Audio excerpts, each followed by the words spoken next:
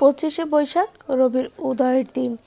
এই দিনটিকে ঘিরে কুষ্টিয়ার শিলাইদহে কুঠিবাড়িতে পালিত হলো কবির 153তম জন্মজয়ন্তী।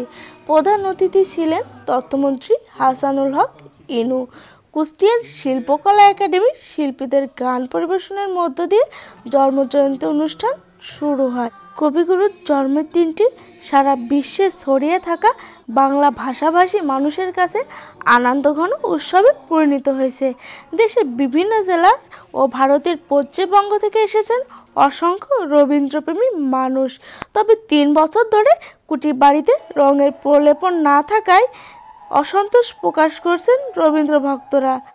সালাউদ্দিন খান তারেক, চেয়ারম্যান শিলাইদহ ইউনিয়ন পরিষদ, কুমারখালী, কুষ্টিয়া।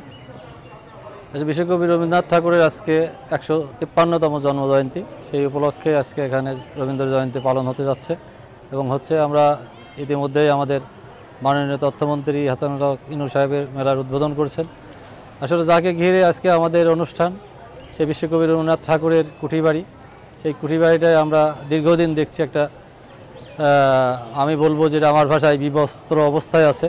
আমার এটাকে রং করে তাকে আবার স্বমহিমায় ফিরিয়ে আনা উচিত।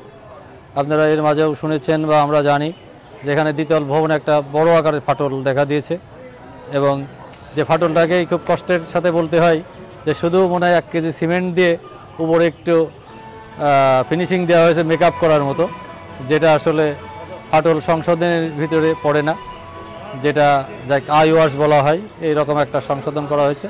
আমরা চাই রবীন্দ্রনাথ যে মাপের কবি, বিশ্বমানের কবি, তার স্মৃতি বিজড়িত শিলাইদহ কুঠিবাড়িতে বিশ্বমানের একটা পর্যটন স্থান গড়ে উঠুক।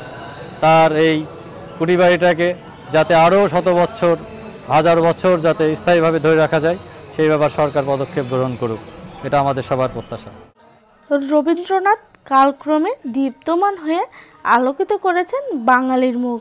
শিলাইদহে বসে তিনি গীতাঞ্জলি কাব্য রচনা করেন এবং 1913 সালে নোবেল পুরস্কার জয়ের মাধ্যমে বাংলা সাহিত্যকে প্রতিষ্ঠা দিয়েছেন।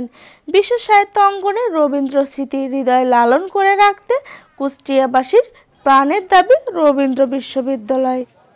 এই দিনটিকে ঘিরে তার কুঠিবাড়িতে বসেছে বৈশাখী মেলা। এই মেলায় বিভিন্ন জিনিসের পসরা সাজিয়ে বসেছেন ব্যবসায়ীরা।